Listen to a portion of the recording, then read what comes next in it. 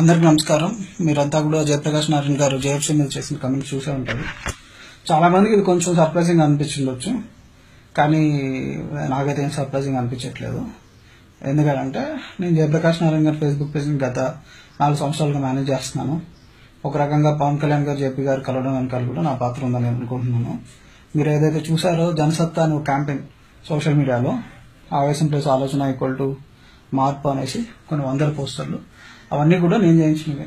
నేను నా దగ్గర ఉన్న వాలంటీర్స్ టీంతో, నాకున్న సోషల్ మీడియా కాంటాక్ట్స్ ఈ స్లోగన్ తయారు చేసి గత 2013 నుంచి ఆల్మోస్ట్ ఇది రన్ చేస్తున్నాను. వీళ్ళిద్దరు కలిసి పనిచేయాలనేసి 2014 ఆల్మోస్ట్ అది వర్కౌట్ అయ్యి జేపీ గారుకి పవన్ కళ్యాణ్ గారు మల్కాజ్గిరి సపోర్ట్ కూడా అనౌన్స్ చేశారు. ఆ తర్వాత రకరకాల కారణాల వల్ల వాళ్ళు కలిసి పనిచేయలేకపోయారు. సరే, నేను అప్పటి నుంచి కూడా 2014 ఎలక్షన్స్ అయిపోయిన నుంచి కూడా అట్లీస్ట్ 2019 కైనా ఇది రియాలిటీగా చేయాలనేసి 2014 నుంచి కొన్ని వందల పోస్టర్లు జనసత్తా అనేసి వీళ్ళిద్దరు కలిసి పనిచేయబోతున్నారని డిస్కషన్స్ జరుగుతున్నాయని రకరకాలుగా సోషల్ మీడియాలో స్ప్రెడ్ చేశాను. సో నేనైతే అనుకున్నానో ఆల్మోస్ట్ యూత్ అంతా కూడా అలానే ఆలోచించడం, ఎక్కువ మంది పవన్ కళ్యాణ్ గారు ఎక్కడికి వెళ్ళినా కూడా ఆయన్ని క్వశ్చన్ చేయడం, మీరు జేపీ గారితో ఎప్పుడు కలిసి పనిచేయబోతున్నారు, ఒకసారి తర్వాత ఎప్పుడు కలిసి పనిచేయబోతున్నారు అని ఆయన పాజిటివ్గానే రెస్పాండ్ అవుతూ వచ్చారు. సో ఫైనల్గా 2018లో జేఎఫ్సీ ద్వారా పవన్ కళ్యాణ్ గారు జేపీ గారు కలిసి పనిచేయడం స్టార్ట్ చేశారు.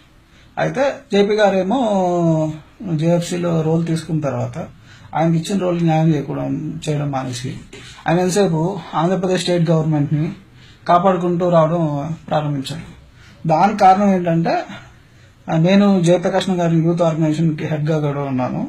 సో మాకు ఆయన 10 నెలల క్రితం స్వరాజ్ యాత్ర అనేసి ఒకటి స్టార్ట్ చేశాడు. స్టార్ట్ చేస్తున్న టైంలో మాకు ఇచ్చిన ఇన్స్ట్రక్షన్స్ ఏంటంటే, ఈసారి తెలుగుదేశం ప్రభుత్వం వాళ్ళు జేపీ గారిని పార్లమెంట్కి పంపించబోతున్నారు.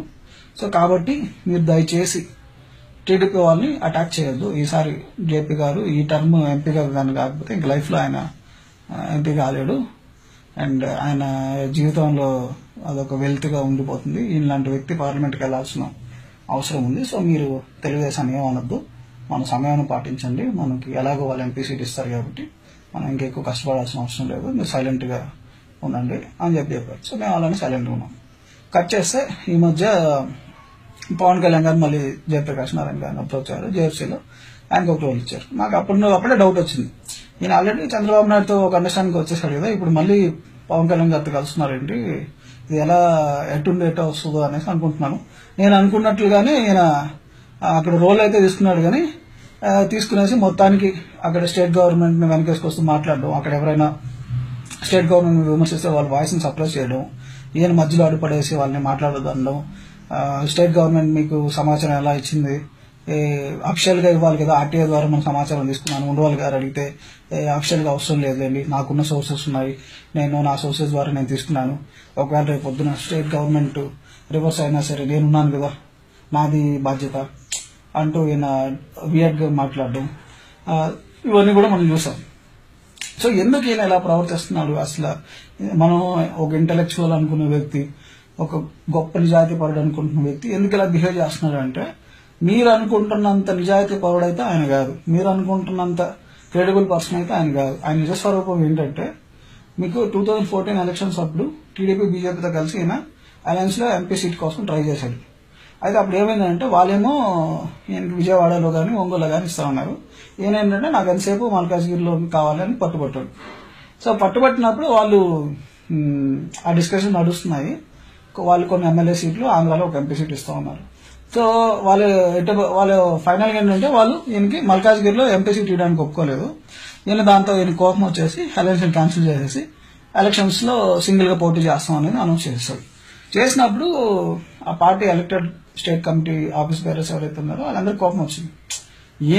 ఈయన కొంత కాంప్రమైజ్ చేస్తే ఆంధ్రాలోని కంటెస్ట్ చేయొచ్చు కదా, ఇప్పుడు ఈయనకి ఎంపీ సీట్ ఇవ్వలేదనేసి, ఈయన అడిగిన చోటు ఇవ్వలేదనేసి అలయన్స్ నే క్యాన్సిల్ చేశాడు. ఎంతసేపు ఈయన స్వార్థం కోసం మా భవిష్యత్తు అంతా నాశనం చేశాడు అనేది వాళ్ళు కొంత డిసప్పాయింట్ అయ్యి పార్టీ యానివర్సరీ దాంట్లో ఆయన విమర్శించారు. ఏమని, మీరు ఏదైనా డెసిషన్ తీసుకుంటే అందరితో కలిసి చర్చించి అందరిని ఒప్పించి ఒక డెసిషన్ తీసుకోవాలి, కానీ మీకు నచ్చినట్టుగా మీరు డిక్టటోరియల్ మెథడ్ లో మీకు అలయన్స్ లో సీట్ ఇవ్వలేదు కాబట్టి, మీరు అడిగిన చోట ఇవ్వలేదు కాబట్టి అలయన్స్ క్యాన్సిల్ చేసేయడం, మీకు అడిగిన చోట సిటీ సైలెన్స్ ని ఓకే చేయడం ఇవన్నీ కరెక్ట్ కాదు అనేసి వాళ్ళు క్వశ్చన్ చేశారు.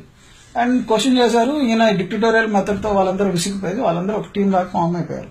సో ఈయన ఏంటంటే ఓకే లోక్సత్తా పార్టీలో మనకు ప్యారలల్ ఫోర్స్ ఒకటి తయారవుతుంది, వీళ్ళందరూ మనల్ని క్వశ్చన్ చేయడం స్టార్ట్ చేశారు అనేసి ఈయన ఏం చేశాడు, ఈయనకు నచ్చిన వ్యక్తిని సురేంద్ర శ్రీవాస్తవ ఆయన మహారాష్ట్ర నుంచి పిలిపించి ఆయనతో సో ఈయన ఒక ప్లాన్ ఏం చేశాడంటే నేషనల్ ప్రెసిడెంట్ గా నేను రిజైన్ చేస్తున్నాను, నా ప్లేస్ లో వేరే వాళ్ళు రావాలి అనేసి ఈ ప్రెసిడెంట్ ని ఎన్నుకునేదానికి ఒక నామినేటెడ్ కమిటీ ఒకటి ఫామ్ చేసి ఈ కమిటీ వాళ్ళు ఫస్ట్ ఏం చెప్పారు, ఈ కమిటీ వాళ్ళు ఇంటర్నల్ ఎలక్షన్స్ ఏ విధంగా నిర్వహించాలో వీళ్ళు డైరెక్షన్స్ ఇస్తుంది అన్నారు.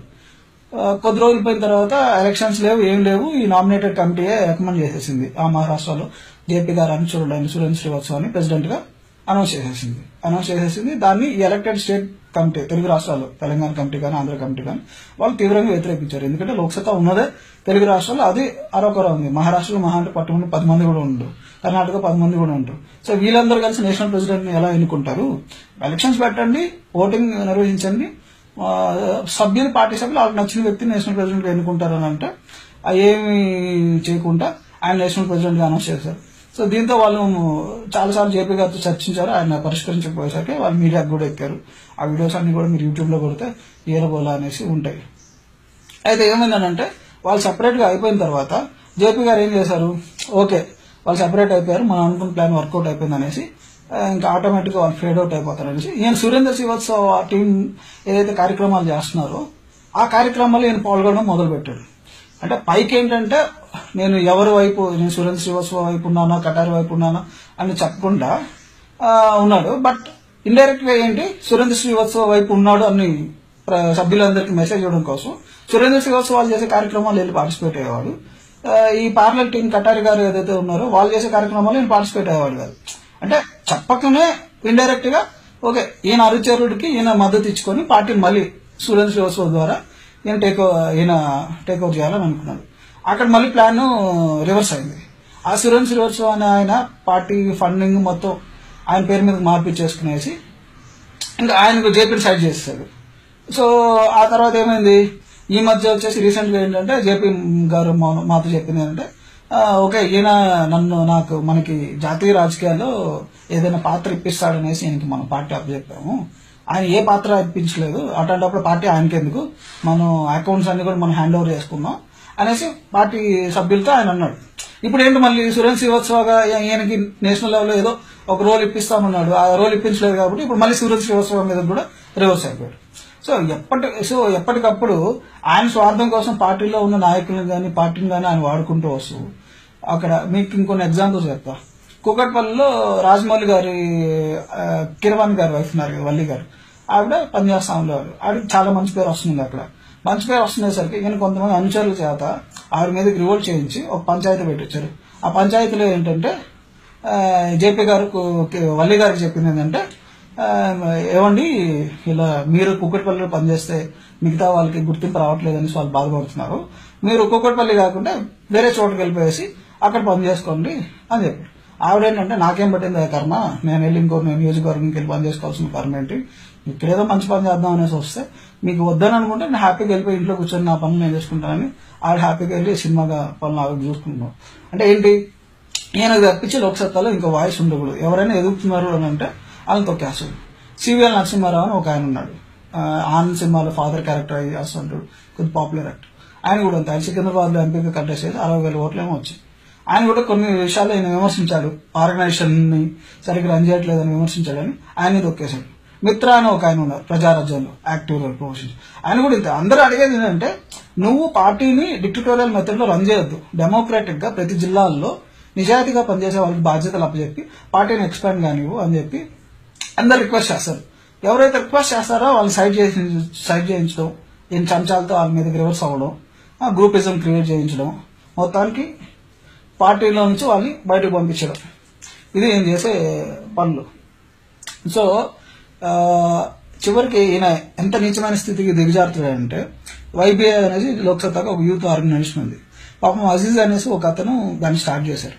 వాళ్ళు స్టార్ట్ చేసి యాక్టివ్ గా దాన్ని ముందుకు తీసుకెళ్తున్న టైంలో వాళ్ళకి మంచి పేరు వస్తుందని చెప్పేసి వాళ్ళని కూడా పార్టీ నుంచి వాళ్ళని కూడా ఆర్గనైజేషన్ లో వాళ్ళ ప్యారలల్ గా కొంతమంది ఈయన అనుచరుల్ని తయారు చేసి ఈ అనుచరులు వాళ్ళ మీద రివర్స్ అయ్యేటట్టు చేసి ఆ పంచాయతీలో ఆ అజీజ్ అనే వ్యక్తి ఎవరైతే నిజాయితీగా పనిచేస్తున్నాడో ఆయన అవమానించి ఘోరంగా తిట్టి, ఇక్కడికి వచ్చే వాళ్ళంతా సెన్సిటివ్ వాళ్ళు ఉంటారు. వాళ్ళు ఏంటంటే ఇలా తిడితే, లేదంటే జేపీ గారు అంటే ఒక అభిమానం ఉండి ఈయనేదో న్యాయం చేస్తాడని అనుకుని వచ్చిన తర్వాత ఈయన పార్షియల్ గా స్వార్థంగా వ్యవహరించిన తర్వాత వాళ్ళు హట్ అయిపోయి బాధపడిపోయి ఆ పాపం అతను ఏడ్చుకుంటూ వెళ్ళిపోయాడు.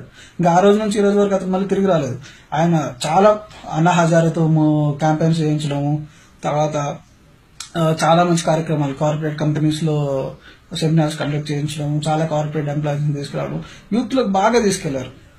సో ఇలా ప్రతిసారి ఆయనకి ఏంటంటే ఆయన ఒక్కడే మీడియాలో కనిపించాలా, కొత్త రాజకీయం అంటే ఆయన ఒక్కడే వాయిసే వినిపించాలా, మీడియా ఆయన ఒక్కడే టీవీ డిబేట్స్ లో పిలిపించాలా, ఆయన ఆ ఫండింగ్ అది రేస్ చేసుకునేసి ఆయన ఇంకో పని లేదు, ఏదైతే ఈ పొలిటికల్ గా ఫండింగ్ వస్తుందో దీని నుంచి ఆయన కుటుంబం పోషించుకోవాలా. సో ఆ డబ్బులన్నీ రేస్ చేసుకునేది ఆయన వాడుకోవాలి. ఇక్కడ నెంబర్ 2 వాయిస్ ఉంటే ఏంటంటే ఫండింగ్ కూడా మిగతా వాళ్ళకి వెళ్ళిపోద్ది, మీడియా కూడా మిగతా వాళ్ళని పిలుస్తుంది. కాబట్టి ఎవరిని ఎదగనీయకుండా పార్టీని డిక్టటోరియల్ మెథడ్ లో ఆయన రన్ చేస్తున్నాడు. సో ముందు ఈయన సమాజానికి ఏంటంటే ఈయన పార్టీ పరిస్థితి ఏంటి, ఈ రోజు అసలు లోక్సత్తా ప్రెసిడెంట్ ఎవరు, సురేందర్ శ్రీవత్సవ, జయప్రకాష్ నారాయణ. సురేంద్ర శ్రీవత్సవ ప్రెసిడెంట్ అయితే అసలు ఏ ప్రాతిపదికన ఆయన ప్రెసిడెంట్ అయ్యాడు, అసలు ఇంటర్నల్ ఎలక్షన్స్ లోక్సత్తాలో సరిగ్గా జరుగుతున్నాయా లేదా, దీని గురించి అసలు ముందర ఆయన ప్రజలకు సమాధానం చెప్పాలి. సమాధానం చెప్పిన తర్వాత మిగతా జేఎఫ్సీ క్రెడిబిలిటీ గురించి కానీ ఇంకొక దాని క్రెడిబిలిటీ గురించి కానీ అప్పుడు ఆయన క్వశ్చన్ చేస్తే బాగుంటుంది. సో నేతి బీరకాయలో నెయ్యి ఎంత ఉందో ఈయనలో జయప్రకాష్ నారాయణలో నీతి కూడా అంతే ఉంది. అండ్ ఇంకా కొన్ని విషయాలు ఏంటంటే ఇతనికి భయంకరమైన ఫ్యూడలిస్టిక్ మైండ్ సెట్ ఉంది. నేను 2014 ఎలక్షన్స్ అప్పుడు ఈయనకి ఒక ప్రపోజల్ ఇచ్చాను. ఏమనంటే ఆంధ్రాలో బీసీ ఎస్సీ ఎస్టీలకి సరైన నాయకులు లేరు, మీకు అందరూ మిమ్మల్ని న్యూట్రల్ గా చూస్తారు, సో కాబట్టి వాళ్ళ హక్కుల కోసం మీరు పోరాడండి, పోరాడితే మీరు అనుకున్న ఆలోచనలు వాళ్ళ ద్వారా ఇంకా ప్రజల్లోకి బాగా వెళ్తాయంటే ఏం చెప్పింది ఏంటంటే అసలు బీసీ ఎస్టీలకి వాళ్ళకి నాయకులు అయ్యే లక్షణాలు ఉన్నాయా, వాళ్ళు ఎంతసేపు రెడ్డిల కిందో లేదంటే కమ్మోల కిందో పనిచేయాల్సింది తప్పించే వాళ్ళు నాయకులు అయ్యే పరిస్థితి ఉందా అని చెప్పేసి. సో అది ఈయన ఫ్యూడలిస్టిక్ మైండ్ సెట్. ఈయన కులపిచ్చిపోవాలి అది ఇదని మాట్లాడతాడు. ఈ మధ్య గరగపర్లో ఒక ఇష్యూ జరిగింది. ఆ ఇష్యూ జరిగినప్పుడు మా వాళ్ళు ఏం చెప్పారంటే, సరే ఇలా గరగపర్లో దళితుల్ని కొంతమంది వెలివేశారు, మీరు దాని గురించి స్పందించండి అంటే స్పందించలేదు. నాకు అసలు ఆ ఇష్యూ ఏం జరిగిందో తెలియదు, నేను మీడియా చూడమని చెప్పాడు. గరగపర్ ఇష్యూ ఆంధ్రాలో తెలియని వ్యక్తులు ఎవరైనా ఉన్నారా? కారణం ఏంటంటే ఈయన ఆ ప్రోగ్రామ్ అయిపోయిన తర్వాత ఈయన వెళ్తున్న కాలేజ్ ఏదైతే ఉందో ఆ కాలేజ్ వాళ్ళు ఎవరైతే ఆ దళితులను వెలివేశారో ఆ సామాజిక వర్గానికి చెందిన వాళ్ళు అక్కడ ఆ జిల్లాలో వెస్ట్ గోదావరి జిల్లాలో జయప్రకాష్ నారాయణ గారికి ఎక్కువ ఫండింగ్ ఇచ్చేది ఆ సామాజిక వర్గమే. ఒక ముఖ్య నాయకుడు ఒక ఆయన ఉన్నాడు, జానకి రామరాజు గారు అని, ఆయన టీం. సో ఆ రాజులు ఎవరైతే ఉన్నారో వాళ్ళే దళితులను అక్కడ వెలవేసింది గరగపర్లు. సో ఇప్పుడేంటి గరగపర్ గురించి ఏదైనా మాట్లాడితే ఏంటి ఫండింగ్ ఆగిపోద్ది ఆ జిల్లా నుంచి. సో ఈయనకి ఫండింగ్ ఆగిపోద్ది కాబట్టి నాకు అసలు గరగపరే అసలు ఏం జరిగిందో తెలియదు. సో అంటే కంప్లీట్ గా ఈయన తన స్వార్థం కోసం తన స్టాండ్ మార్చుకుంటూ వస్తుంటాడు అనమాట. ఈవెన్ మీకు అక్కడ ఎప్పుడైనా మనం కలవాలని ఆయన దగ్గరికి వెళ్ళాం అనుకోండి, సామాన్యులతో మాట్లాడు. నేను 4 సంవత్సరాల నుంచి అక్కడ పనిచేస్తున్నా కూడా అసలు నేను కొన్ని పోస్ట్స్ అయితే కొన్ని లక్షల షేర్స్ వచ్చి ఉంటాయి. ఆయన ఏదైతే వైరల్ అయ్యాయో సోషల్ మీడియాలో గత 4 years మీరు పోస్ట్ చూస్తుంటారు, అవన్నీ నేను షేర్ చేయించినవి, నేను వైరల్ చేయించినవి. అయితే కనీసం మనతో కూడా సరిగ్గా మాట్లాడు. కానీ అసలు ఏమి పని చేయకపోయినా ఎవడైనా ఒక సాఫ్ట్వేర్ ఇంజనీర్ లేదంటే అమెరికా నుంచి వచ్చారు, కొన్ని అగ్రికల్చర్స్ లో వచ్చారు అనుకోండి, వాళ్ళతో గంటలు సొల్లు మాట్లాడుతూ ఉంటాడు. నా గురించి వదిలేసండి, చాలా మంది కార్యకర్తలు పాపం అన్నీ వదులుకొని పని చేస్తున్నారు. అసలు వాళ్ళకి అపాయింట్మెంటే ఇడు, వాళ్ళు అసలు బయట వెయిట్ చేస్తూ ఉండాలి. నేను ఆఫీస్లోకి ఎంటర్ అయ్యేటప్పుడు బయటకు వెళ్ళేటప్పుడు ఒక 30 seconds వాళ్ళతో హాయ్ బాయ్ చెప్పేసి వెళ్ళిపోతాడు. అదే డబ్బున్నవాడు వచ్చాడు అనుకోండి, తన కులానికి చెందిన వాళ్ళు వచ్చారనుకోండి, వాళ్ళు లోపలికి పిలుచుకొని గంటలు సొల్లు బాతకాని లేస్తూ ఉంటాడు. అదే మనం అడిగామనుకోండి, నేను చాలా బిజీగా ఉన్నాను మీరు వెయిట్ చేయండి. కంప్లీట్ ఫ్యూడలిస్టిక్ మైండ్ సెట్ అనమాట. అంత స్పెషల్ స్టేటస్ గురించి పోరాడాలని నేను చాలాసార్లు రిక్వెస్ట్ చేసే ఏంటంటే ఆయన పోరాడలేదు. వాళ్ళు నాకు ఓటైనప్పుడు వాళ్ళు నా గురించి పట్టించుకున్నప్పుడు నేను ఎందుకు పట్టించుకోవాలి వాళ్ళ గురించి, వాళ్ళ కర్మ వాళ్ళు అనుభవించండి అని చెప్పేవాడు. సడన్ గా ఇప్పుడు ఏమైందో ఏదో ఇప్పుడు స్పెషల్ స్టేటస్ నెత్తికేసుకునేసి మొత్తం నేనే దీన్ని ప్రపోజ్ చేశాను, నేనే దీన్ని అంతు తేలుస్తాను, నేనే దీన్ని సాధిస్తాను అంటే ఇప్పుడు మాట్లాడుతున్నాడు. విషయం ఏంటంటే ఇప్పుడు ఎంపీగా ఎలక్షన్స్ దగ్గర పడ్డాయి, సో ఎంపీ కావాలి కాబట్టి ఈ ఇష్యూ కానీ టేకప్ చేస్తే కొంత పబ్లిసిటీ వస్తుంది. సో ఇది ఈయన భాగవతం. సో కాబట్టి ఈయనేదో నీతివంతుడు అని అనుకునేసి ఈయన సడన్ గా ఈయనేదో ఇప్పుడు జేఎఫ్సీని విమర్శించాడు కాబట్టి జేఎఫ్సీ సరిగ్గా ఫంక్షన్ కావట్లేదు అని ఏమనుకోవద్దు. ఈయన బేసిక్లీ ఇతను చాలా హిపోక్రెట్, కులగజ్జ ఉన్న వ్యక్తి, ఫ్యూడలిస్టిక్ మైండ్ సెట్ ఉన్న వ్యక్తి, ఒక అవకాశవాది. ఈయన పార్టీని రన్ చేసిన విధానం నేనే కాదు, ఇంకా భవిష్యత్తులో చాలా మంది రాబోతున్నారు. ఈ స్టేట్ కమిటీ లీడర్స్ ఎవరైతే ఉన్నారో వాళ్ళందరినీ కూడా రిక్వెస్ట్ చేస్తాను బయటకు వచ్చి మాట్లాడమని. వాళ్ళందరూ కూడా మాట్లాడతారు. మాట్లాడిన తర్వాత అసలు ఈయన భాగవతం ఏందనేది ప్రజలందరికీ తెలుస్తుంది. జై హింద్.